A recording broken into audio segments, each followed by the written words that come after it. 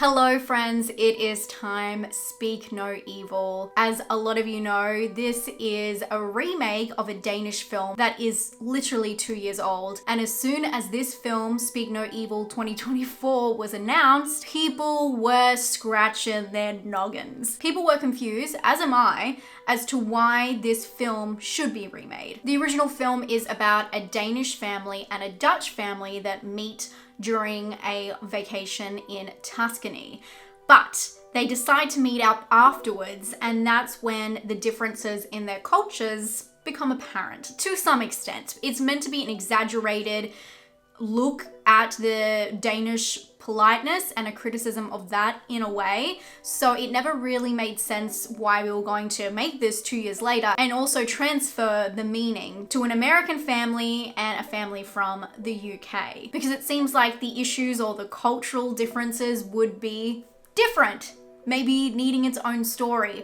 But no, this is a remake. Although I really love this new cast. The 2024 remake features James McAvoy and Mackenzie Davis and follows the story of an American family that are invited to spend the weekend in the countryside of a charming British family's estate. But what they think is their dream holiday soon turns into a psychological nightmare. A lot of people have said that the marketing for this film has been rampant. The trailer is playing in front of every single film. But what I found really interesting, not watching the trailer myself, but doing a little light research. I don't want too much spoiled for me, even though of course I have seen the original and I'm pretty sure I have a review on it. I found an interview with Digital Spy where James McAvoy defends this remake, saying that it's a slightly different film to the original, and particularly the ending. He said it's the only ending that our film could have had, and it's different to the original.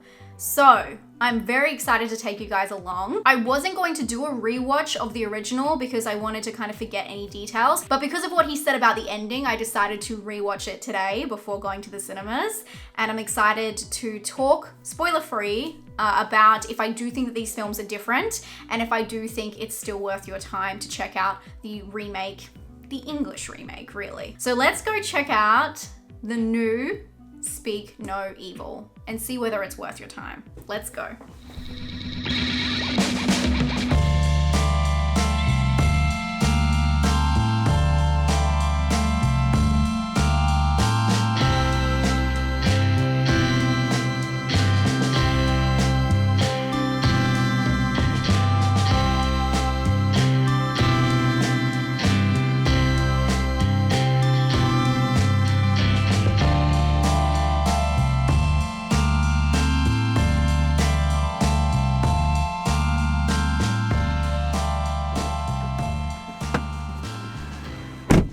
Hi friends.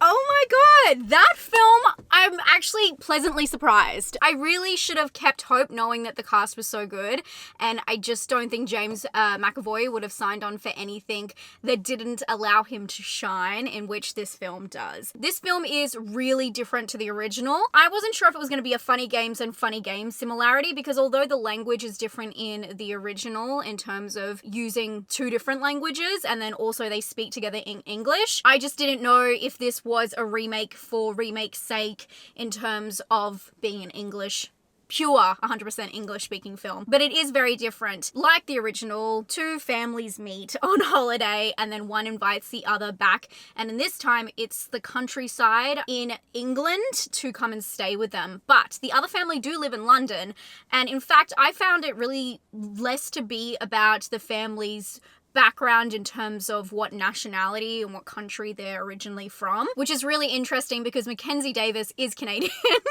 although she plays American in this, and then of course James McAvoy, who's in the other couple, is Scottish. It just didn't really matter as much. There were some points, but I think that this is more of a layered look, where the other film, the original, is a very slow descent and I guess a more of a smooth descent. This one is a little bit choppier and has layers to reasonings and different motives and I guess dynamics within their relationship, which I think works in just a completely different way, and it just takes the script in a different direction. The other halves of the couple, including Aslan Franchosi and Scoot McNairy, were also spectacular. I think everyone did really well, and I think it was actually really well suited to not just McAvoy, but Mackenzie Davis. She is just a shoo-in for this role. She was so perfect. The tones for both of these films were really different, which is to be expected, especially with a beautiful Scandinavian, almost countryside in the original compared to this one. Even though it's set in the countryside, it just has more of an abrasive feeling. Although they really are both beautiful films. I would say this new remake also relies a lot more on sound design, and there's some really fun elements attached to that. This film, instead of focusing on the countries, as I stated earlier, I feel is more about insecurities within one's relationship and almost like a hint on toxic masculinity, but it's not so focused as the original one is very straightforward. This one, it's very up and down. It's a lot more tense, I would say, which was a very big surprise.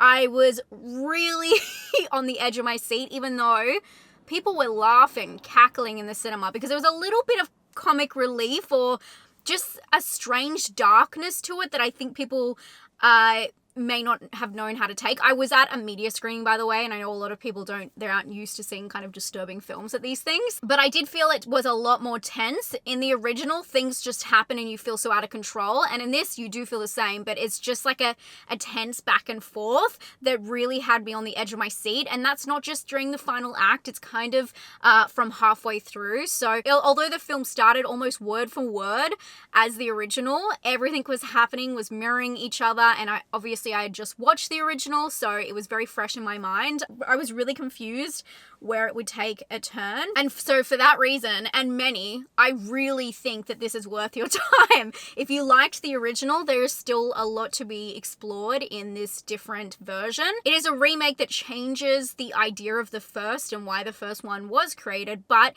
it is a good retelling in its own way for a different reason. It's kind of like The Vanishing. I know people feel a very particular way about the remake of that, but I do find them to be very interesting films in their own regard. Of course, I prefer one over the other, but it's kind of similar in that they're trying to pull different things out of the story. And somehow this one manages to be more gory on its way out. But the performances, of course, of James McAvoy and just some of those frightening scenes make it well worth a trip to the cinema if you like thrillers and if you like disturbing films. It has it both. I would recommend not rewatching the original for this one. If you haven't seen the original, maybe watch this one first and then watch the original. I think you can get different things out of both of them. And trust me, they're so different. I was very surprised how different they became. So I very much enjoyed going in blind. I don't know how much the trailer gives away. And I do want to say, there are some changes in there that I was unsure about why they made them, but everything will be revealed. So just hang tight if you can, because it is a little bit of a bumpy ride, but hang tight. And it is worth it. It is worth it. It's a doozy. I'm going to give this film a personal score of 7 out of 10, which, believe it or not, is what I gave the original film, but it's in such a different way. I'd say I probably still prefer the original because it seems so much more sinister, but this was really a fun, tense ride that had me on the edge of my seat. I'd say this one is bloodier, but the other one is slightly more dark and disturbing. Anyway, I've watched 2 disturbing films today, so I'm about to go home and try and get some sleep. If I can. Don't forget, last week I did my wrap up of everything I watched. I did my review for Beetlejuice, and I also did what you can watch online this month for VOD streaming recommendations. And trust me, there's a lot. I'll see you guys later in the week for another review. I'm so excited. I've got my tickets booked for a very big film. Stay safe and stay spooky. Bye, friends.